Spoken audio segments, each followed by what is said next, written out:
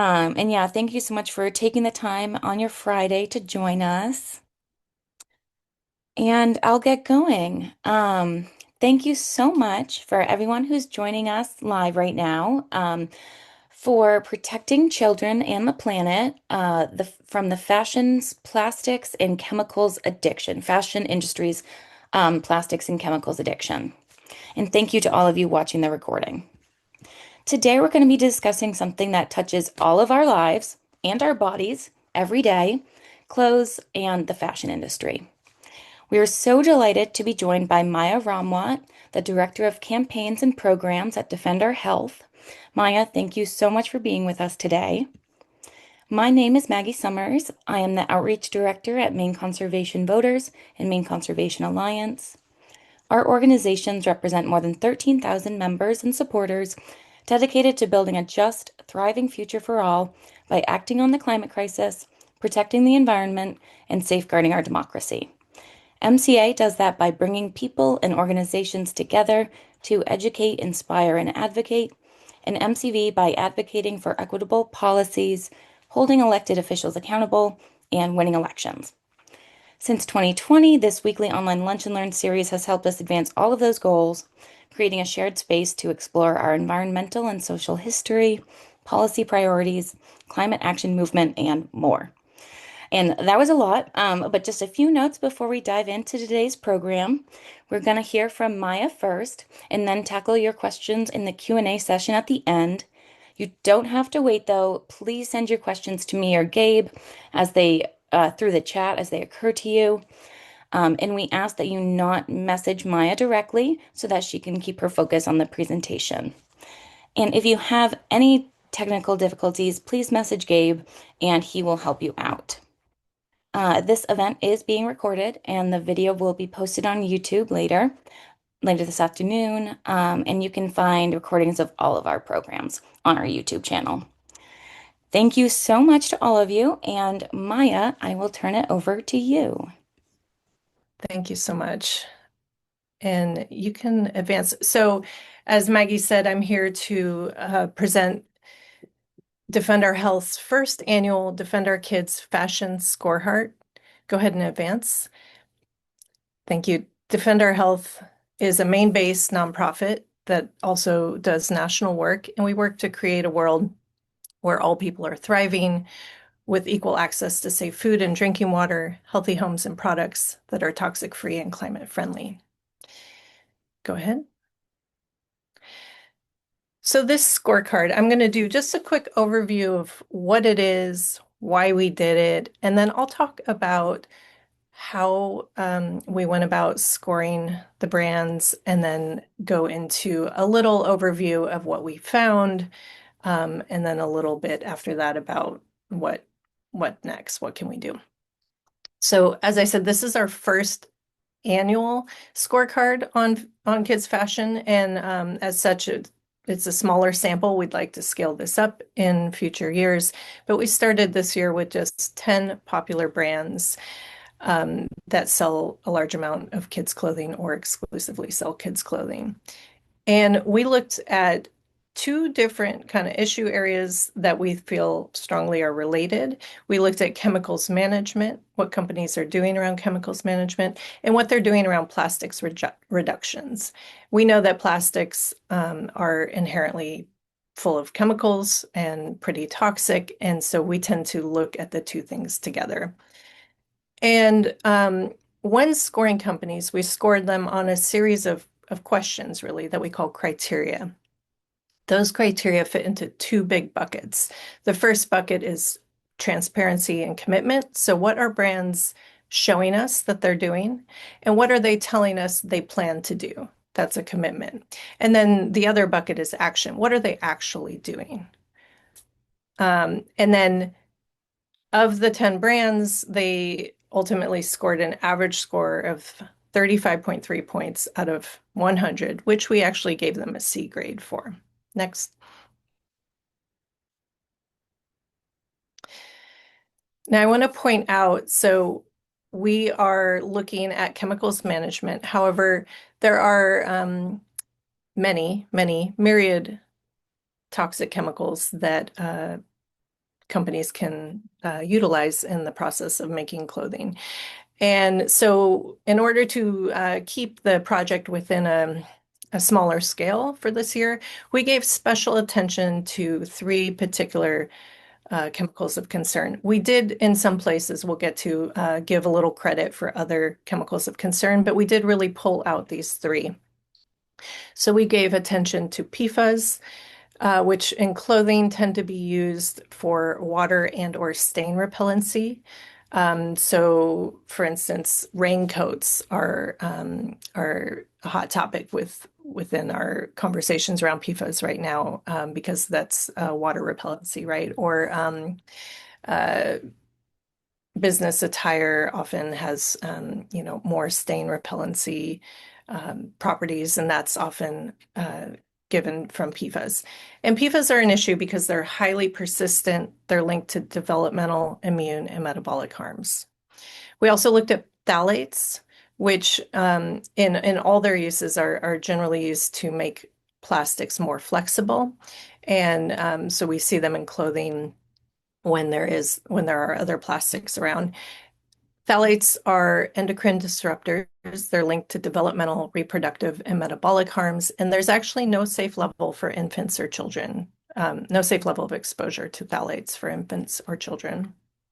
And then we also included PVC, polyvinyl chloride, which is used for faux leather. So if you see vegan leather is often made from PVC, rigid plastic packaging, elastic bands, such as, what goes around the top of your socks, say. Some screen prints, and in the screen prints, we often see the PVC and phthalates together. And PVC can potentially emit vinyl chloride, and vinyl chloride is associated with liver damage, and it's the highest class carcinogen out there. Next. And you're going to see this chart twice, but I wanted to put it here at the front just so you could see the list of the brands that we included. You can also see their grades. Of course, this is who scored what and a letter grade, but also the percentage, again, out of 100 points. H&M wound up scoring the highest. And we had one company that scored 0 points. They did nothing that counted towards the criteria that we were asking. Next. So why kids' clothing? Kids in particular are more vulnerable to toxic chemicals. They are, their organs are still developing, so they're a little more prone. They tend to be, on average, smaller than adults, right? And as such, they are receiving a higher per capita dosage of toxic chemicals. And they also tend to exhibit a lot of hand-to-mouth behavior. So they might touch their clothing and put it in their mouths more than adults do. And then when thinking about, well, why clothes? We're going to talk a lot about polyester, which is a type of plastic and is considered a synthetic textile. So more synthetics are made now globally than natural fibers. 50%, 57% at last counting of all global fibers produced were synthetic, meaning they're made from fossil oil and gas. And then clothing companies are really not held or bound by very many laws and regulations around toxic chemicals.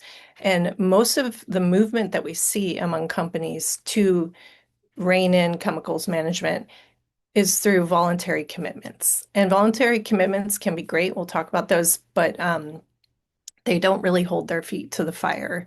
And so we felt that kids' clothing was a ripe area to look at. What are these brands doing, right? Next. And I want to point out just briefly the climate connections to the plastic sector and the clothing sector. So plastic and chemical production, just to make this stuff, is highly, highly energy intensive. Fossil fuel companies also right now are pivoting to chemicals and plastics as the energy sector shifts to renewables, right? They need somewhere to put their product. And 99% of all plastic is made from oil and gas. That is the feedstock that goes into it originally. You know, the first thing you need is the oil and gas before you start adding toxic chemicals. And most of that is coming in the US, is coming from either the Alberta tar sands up north in Canada or the Permian Basin shale gas. And from there, so it goes through several steps to ultimately become plastic. Next. And then fast fashion is really kind of a relatively new phenomenon in the fashion sector, and it was really made possible by the American fracking boom. There was excess gas production, which is, of course, why we're exporting it at this point, and they're able to produce a very cheap product with that. So, unfortunately, most major clothing brands now follow the fast fashion model, which is just basically more cheap clothes, more of them made out of polyester, and it's ultimately more waste, in addition to all the, more inputs going in. Next. So I'm going to jump back into the scorecard and talk about how we scored. And if you remember at the outset, I mentioned two buckets, one being the transparency and commitment bucket for criteria, and the other being the action bucket. And we feel that the steps companies are taking that they're actually taking that we count as action is more important than the transparency pieces and the commitment pieces. So we only gave 20% of total points to the first bucket, to transparency and commitment criteria, because we really want to push companies to take those actions. But starting here, we have 5 criteria in this section. The first was around publicly available info. Um, there were a couple of questions in here that got companies points, but one common way a company could get points is just simply producing an annual sustainability report. The second question we asked was kind of a tricky one. It's about disclosure of an intentionally added phthalates, PVC, and PFAS. And what we were really going for here is we would love to see companies tell us what is being used to produce a particular article of clothing. That could be a tag, right? Like right now, we have tags on our clothing that tell us what the clothing is made of, the fiber, but it doesn't tell us about all the chemicals that went into the process. Now, that might be a large tag, but um, that's something that companies are not doing at this point. But we did want to ask about that because we would part of the process with the scorecard is it's important to ask the questions of companies that you want to kind of paint the picture of the world you want to go to. So we're hoping that they would do X, Y, and Z, and so we lay those out in questions for them and give them points for it. The third bullet here, target to reduce chemicals of concern. So here we did give specific credit for PVC, phthalates, and PFAS, but we also gave credit to companies that were targeting other chemicals of concern, and that was fine. So just is a company basically saying, we have a plan to cut out, say, phthalates. We have a plan to cut out phthalates out of our production. That is a target for a particular chemical of concern, so they would get credit there. And then we gave points for fibers, transparency, and a fibers target. Now, transparency around fibers, what that looks like is what companies call a material mix, and you usually see it in sustainability reports, typically in the form of a pie chart, and it'll say like 75% of the clothing produced or product produced was made from cotton, 20% from polyester, 5% from nylon, etc. That's called a material mix, and that's a way to see, that's a type of transparency into a window into what materials, what fibers these companies are using. And when they publish those, again, they're often in sustainability reports, which are often produced annually. So you could actually see, are they increasing or decreasing the amount, say, of polyester that they're using over time? And then the target piece, the fibers target piece of this question, we were asking, are companies planning to reduce the amount of synthetic fibers that they're using. We want to give credit. If they have a target, let's say for by 2030, we plan to reduce our polyester uh, component of the material mix by 10%. Let's say we would have given credit for that. And then similarly, the last criteria is plastic packaging reductions target. So that's another target that ideally would be time bound and specific in that it would say, you know, we would like to reduce by this amount by this time. So that's all plastic packaging in that case. Next. Then looking at the action criteria bucket. So again, we gave 80% of the grade here. We really, the bulk of the points went into this section because we want to give the brands the most points for really doing the work and motivate them there. So the first question here is, do they use a restricted substances list, otherwise known as an RSL? And what that means is it's basically a list, and we'll talk more about where those can come from, but it's a list that says we will not use all these chemicals, or we will restrict this and that chemical to a certain amount that's testable. And it's typically a pretty long list. And that's direct, like what is the company itself going to use? And then the next question, use of a manufacturer's restricted substances list or an MRSL, is going upstream and looking at what their suppliers are doing. You may be aware the fashion industry has a pretty long supply chain with a lot of people involved in it. You know, they are harvesting fibers if they're, say, cotton, or producing, synthesizing fibers if it's fossil oil and gas turning into polyester. And then it has to go to spinning. It has to be spun into a fiber, and then it has to be woven into a fabric, and then it might be dyed and other treatments added to make the fabric, you know, have a certain quality. And from there, it goes to cut and sew, and that's where it's turned into an actual article of clothing. So anyway, an MRSL should address what all the contractors upstream are doing. So let's say company Gap says they have an MRSL and they're going to have, let's say, just as an example, PFAS on it. None of their suppliers can use PFAS in their products at any step. Then the next question was reductions of chemicals of concern above and beyond an RSL and or an MRSL. So if a company is using these two things, but then says, we're going to take an extra step and say that this or that chemical of concern can't be used at all, then we gave credit for that because we think that's a good thing.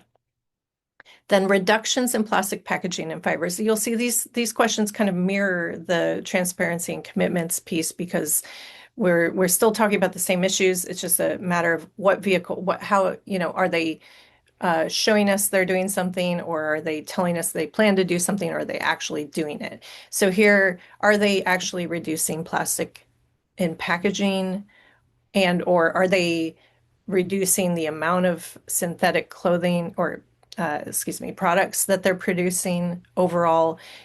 That these are actions taken, right? So if they've actually done that already, not just talked about doing it, then we gave credit in this category. And then these last two questions were really a high bar for companies.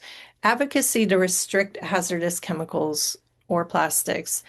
What that means is we'd like to see companies, for instance, in Maine, there's a PFAS in packaging law, right?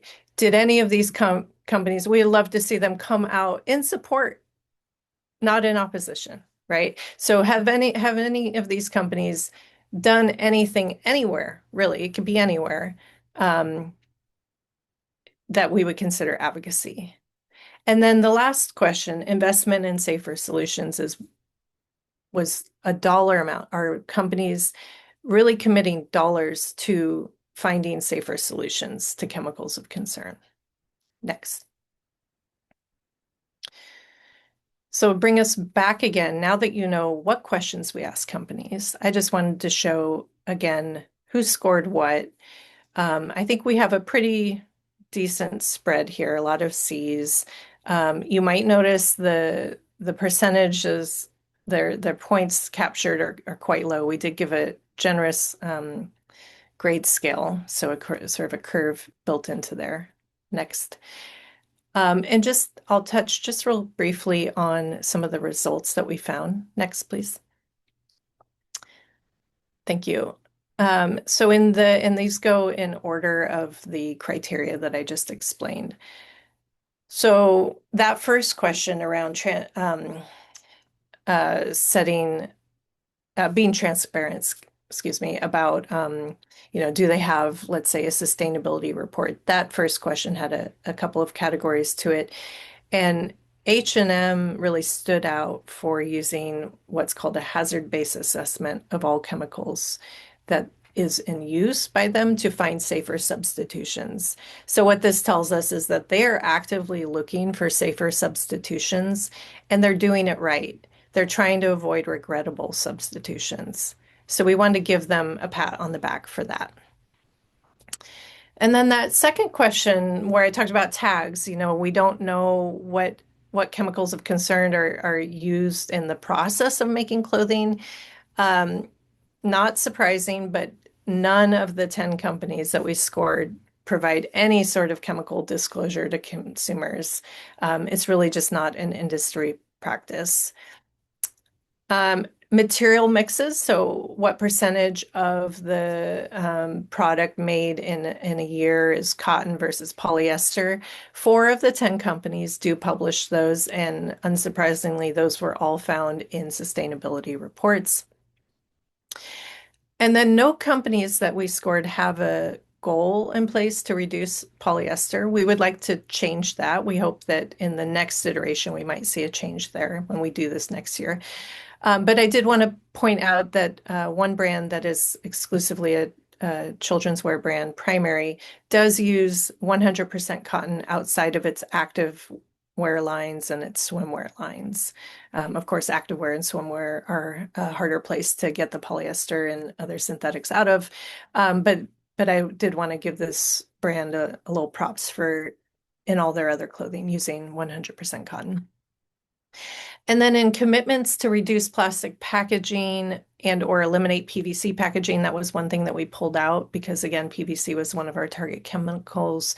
6 of the 10 companies do have commitments to make one or more types of reductions there, but only H&M among those, only H&M has set an actual numerical target, unfortunately. Next, the other targets were just vague.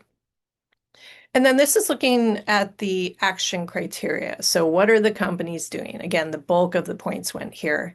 9 of the 10 companies are using an RSL, which is really, we feel is a great first step, but companies are really not doing enough overall, but it is a really good first step. It means that these companies are starting, all but the one that got 0, are starting to think about chemicals management in some form or another.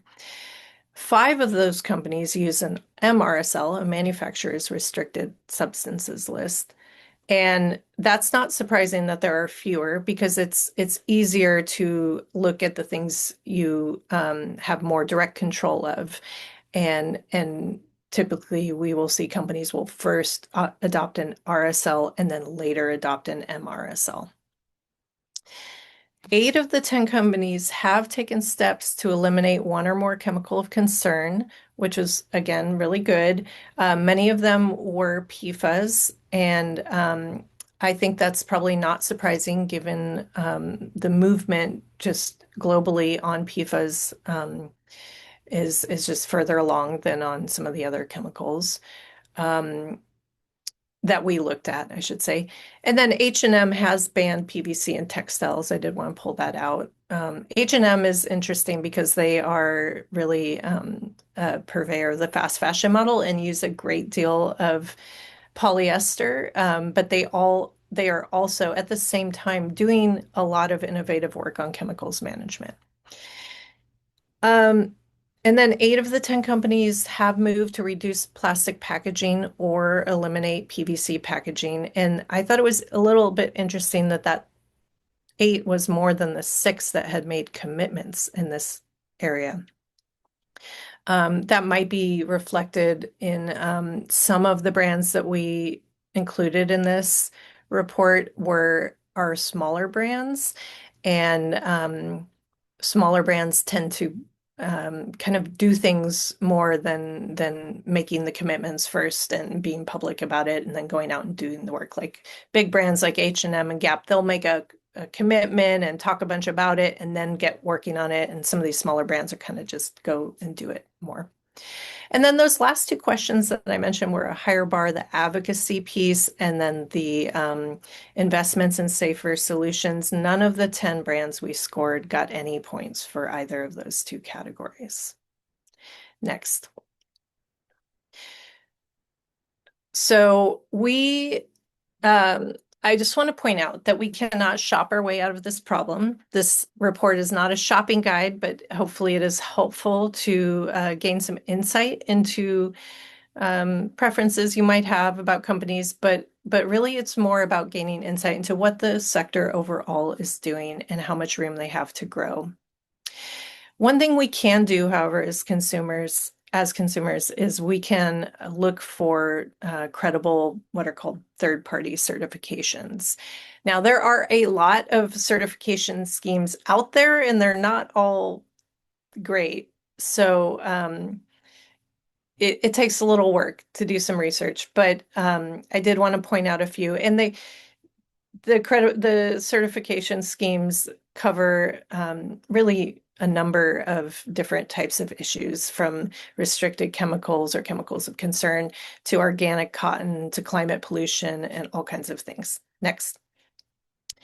And so pointing out OEcoTex, the standard 100 certification is pretty typical for them. They do really good work actually on chemicals management, and they've come along pretty far on PFAS.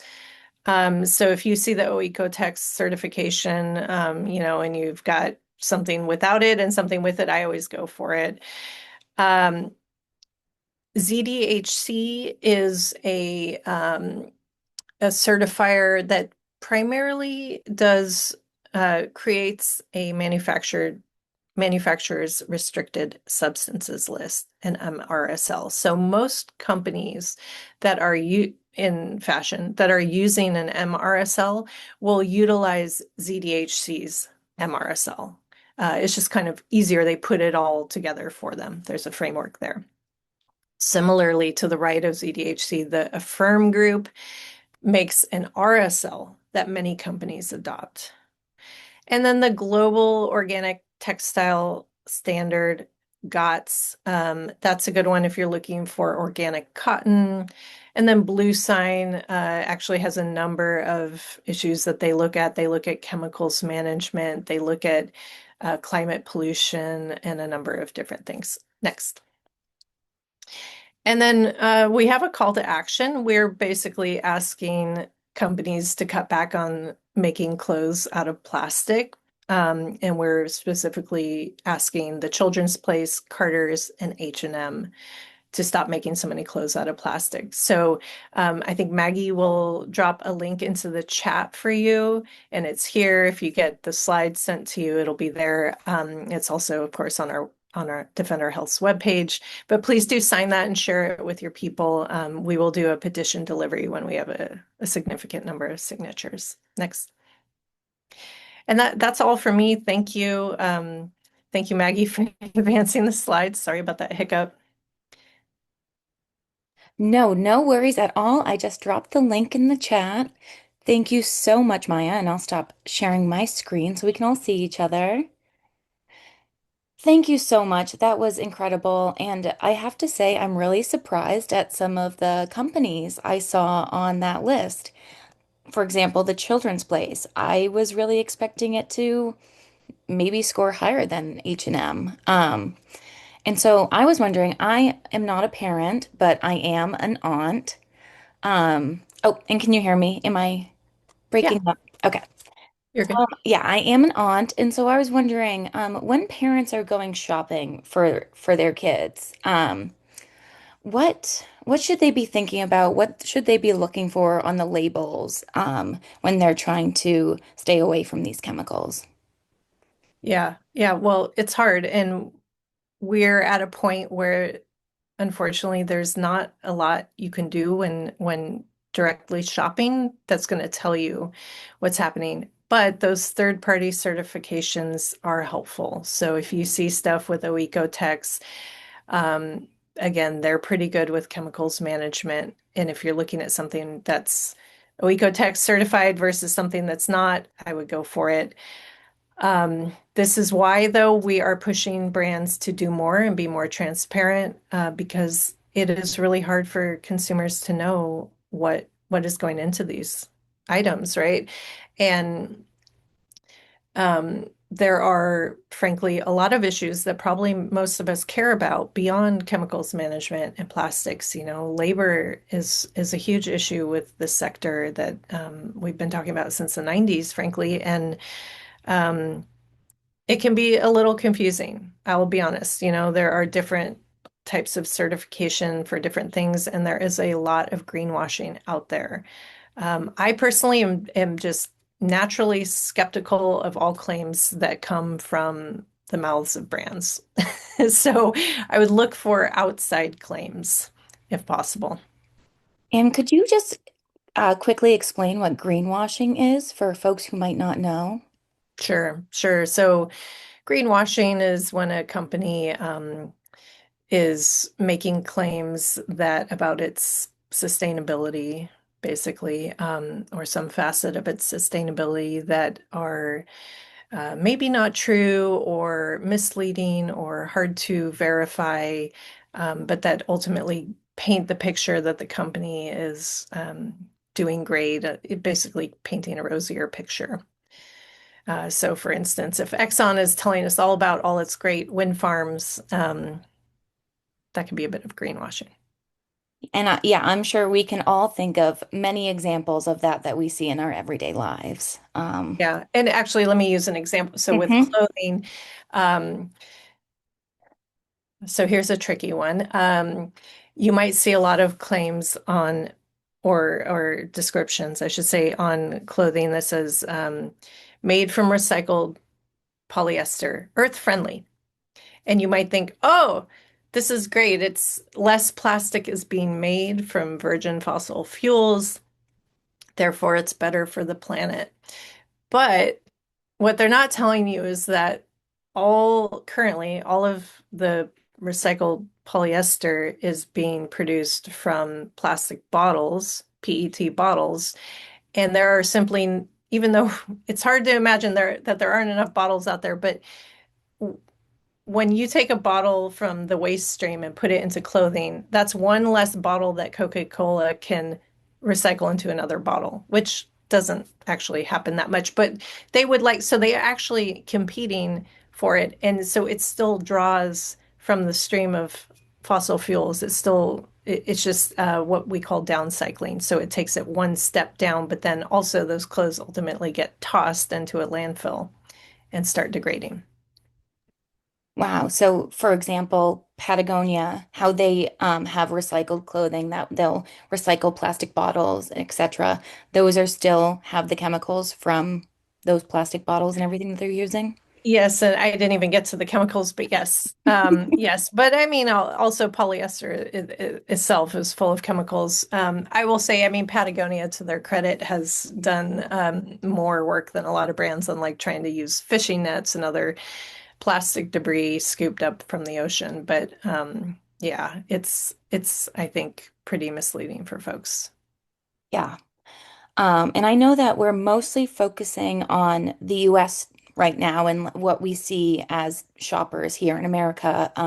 But we did have quite a few people wondering if H&M's score is so high because they're based in Europe and if there are stricter standards and regulations in Europe. I'd love to hear a worldview. Yeah, that's a great question. I don't know if we can attribute it to that. The EU does right now have some some chemicals restrictions laws that are stronger than those in the US. But I don't know if we can attribute H&M's movement to that. It's a good question. I think next year it would be useful to include several brands from the EU to compare against each other, if we could get comparable brands. Knowing what I know about H&M, I think it's just part of their history. They've done a fair amount of work. And don't get me wrong, I have plenty of complaints about this brand, but they have done a lot of work in a few areas to they really, I think, see themselves as like a sustainable brand, whatever that means. I think that's a greenwashing term, but I think that they do view themselves that way, and they do put in some work to try and clean some of their act up. Mhm. I don't know that they're interested in using less polyester, however, or other synthetics. And using H&M as an example, I'm thinking about what potential barriers companies are facing that are not allowing them to be more sustainable or are not encouraging them to be doing this work and figuring out how to make our clothes more safer for all of us and the environment. What are some of those barriers that companies face? Yeah, three kind of buckets come to mind.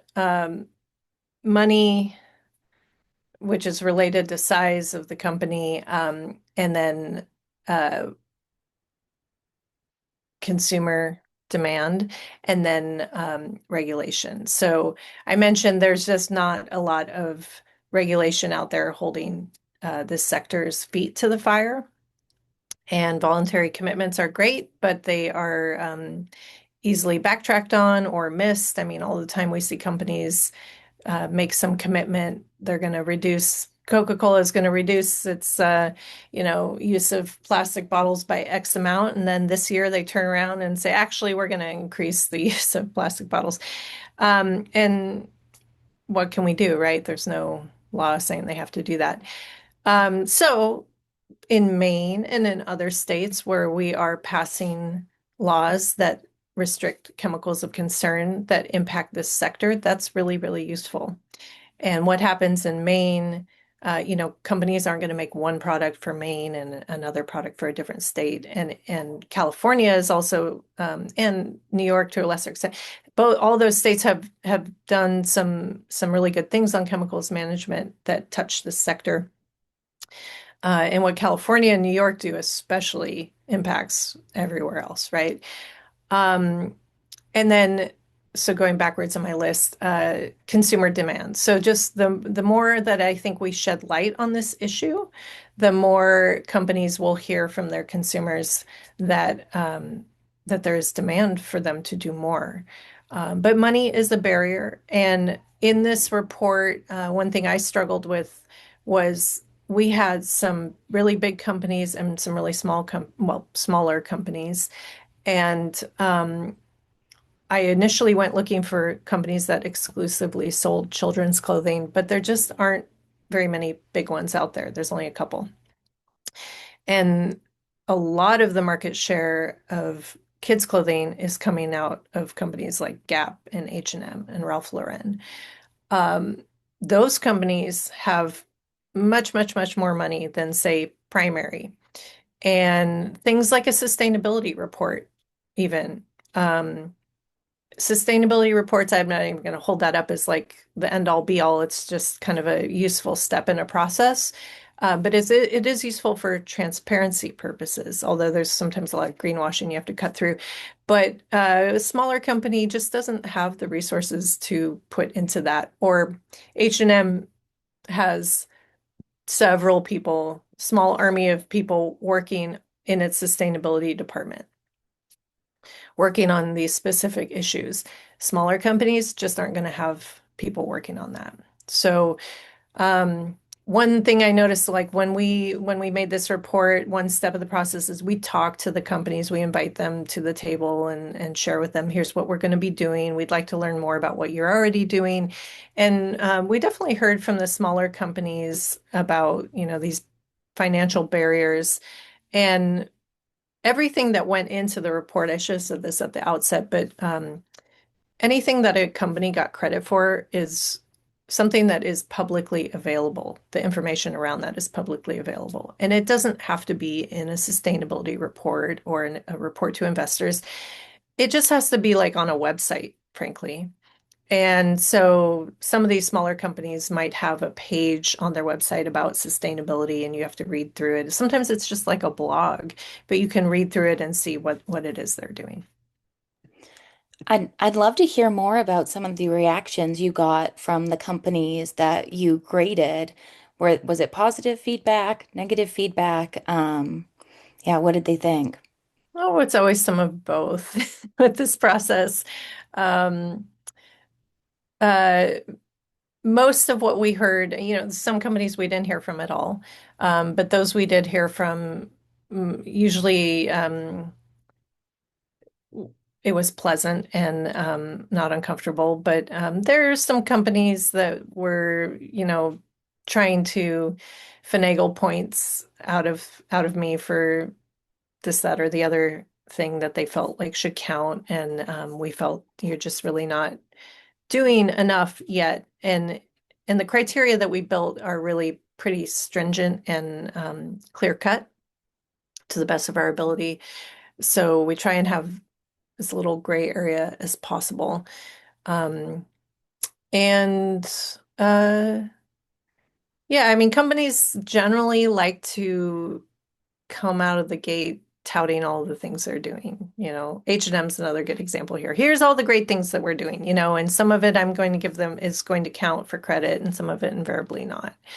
Um, but I'd say generally a decent reaction.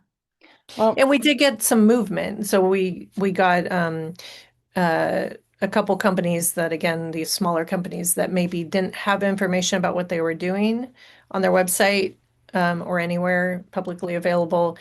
They then took steps to make that available to customers. So that's a good thing.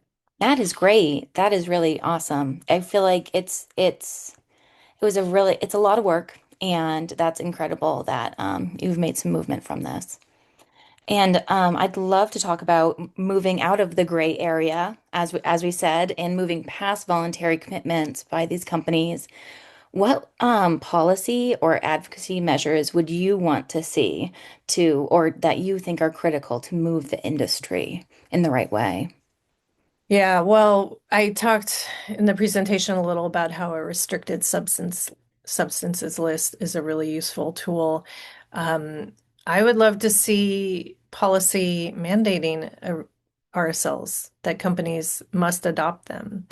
And ideally, there would be in my perfect world, an RSL, a uniform RSL that everyone had to adhere to that um, really banned the worst of the worst chemicals of concern and had thresholds for the others that were really health protective.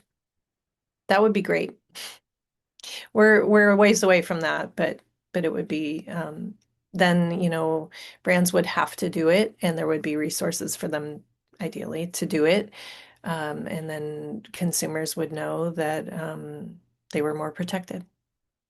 And would you expect to see that coming from like a state by state approach or from the federal government? Well, at this point, state by state, for Yeah. sure. Yeah.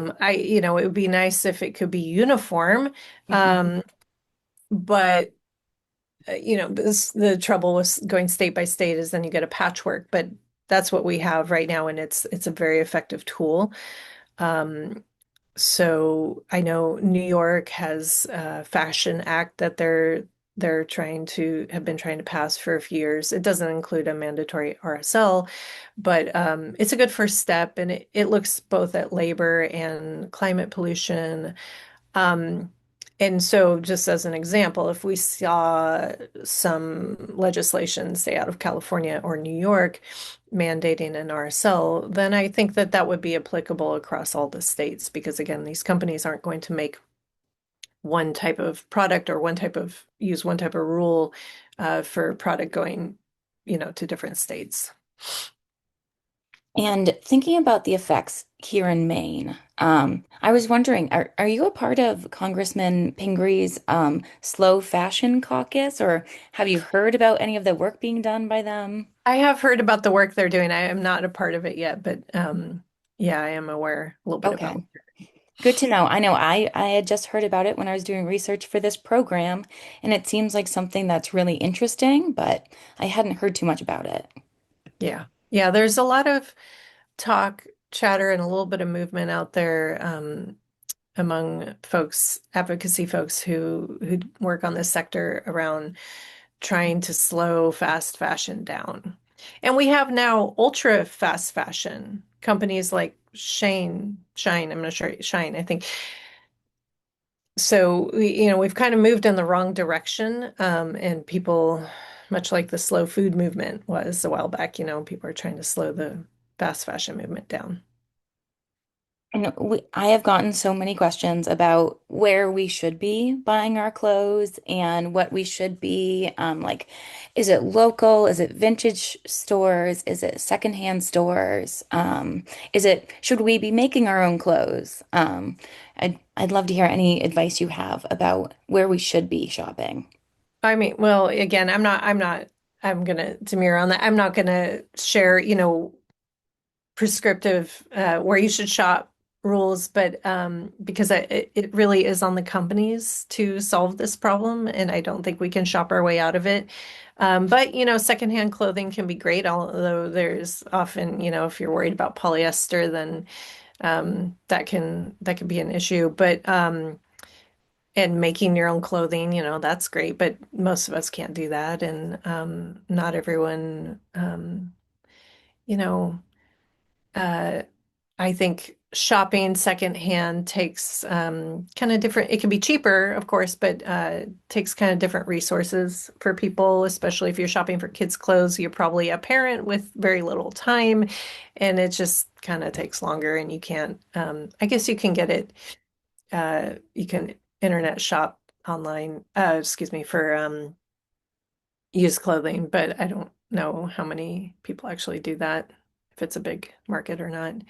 Yeah. Um, but the another piece that feeds into it that I didn't talk about is like durability. So if clothing is made to last longer, which fast fashion is made to last less, should be thrown away more quickly and kind of fall apart more quickly. That does impact like the ultimate amount of resources going into a thing, but if you're worried about your direct impact to your body, then that's maybe not going to be a factor. I definitely want to talk about climate impacts before we end the program. We've got 10 minutes left, but thinking about fast fashion and how much, their use of plastic and chemicals and the direct link to climate impacts. How has this affected the main environment and how can we can expect it to continue? And yeah, and are other countries and are other states being more affected than we are? I'd love to hear. Yeah, well, I mean, Maine, like everywhere, is being impacted by climate pollution and the resulting climate change, right? I'll come clean. I actually do not live in Maine. I live in Oregon. So it's morning here, and you all probably know better than me firsthand what your climate pollution impacts are. Um, but that's the thing about climate pollution, right? Is it knows no boundaries, but it does impact some communities more than others. And getting at the latter part of your question, just in general, we see across the planet that marginalized communities are generally more impacted by climate change than less marginalized communities. Um, Specifically, when we talk about chemicals of concern and petrochemical production, and so the making of polyester, the making of plastic bottles that can then become polyester, or the making of chemicals that go into the process, like say phthalates, the production of chemicals is not uniformly distributed across the planet, right? And in the US, we know that the production of chemicals is most often sited and situated in Black and Brown communities and lower income communities. And, you often see a number of chemical plants all together, so communities are typically, the burdened communities are typically burdened by not just one plant, but by many. Um, so going back to Maine, I think you all don't have the so many issues with chemical production as folks do, maybe in other states or in other countries, but you are getting still, when we look at climate, you're still getting climate change impacts there. And then you're also, when we talk about impacts to customers from wearing clothing and that repeated exposure, then of course, as Maggie said when we started, it's something we're all, most of us, unless we're in the nude commune, we're all wearing clothes, so we're all getting some kind of impact. And I'm like, I hope you stay off camera if you are, Yes, please do. Um, yeah. Um, yeah, speaking of how these clothes interact with our bodies, obviously, here in Maine, we've been talking a lot about PFAS. We know it's a real issue. But something that we've also been talking about at MCV is microplastics and the Yes. prevalence of microplastics. And so I'd love to hear how this relates to microplastics. And is this another source that's contributing to plastic in our bodies? Yeah, I mean, we can't say conclusively, but I would think so. Basically, anything made from plastic uh, is going to contribute microplastics and nanoplastics to our environment, which can ultimately wind up in our bodies. Um, Plastic degrades. It's like most materials, it degrades. It degrades probably faster than most, natural. Well, anyway, it degrades. Sun hits it, it's warm out, it's cold out, it gets brittle. We have so much plastic in the world now that and we continue to make so much more, and it just is constantly degrading. And we've been talking about microplastic, like collectively, the world has been talking about microplastics now for some years. And now we're starting to talk about nanoplastics because microplastics continue to break down into smaller and smaller pieces. And now we're describing these even smaller pieces, which researchers are now figuring out is everywhere, um, as nanoplastics. And nanoplastics in particular are really frightening when we think about what's getting into our body.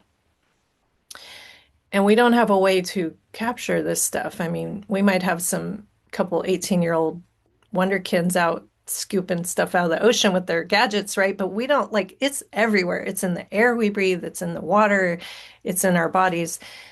And we don't have a solution yet we're just starting, researchers are just starting to talk about the health impacts and catalog the health impacts that we're seeing from microplastics and nanoplastics in our bodies. But we don't have a way yet to get it out of the environment and moving in the opposite direction. We're just continuing to pump new plastics out. Like we have to turn off the tap.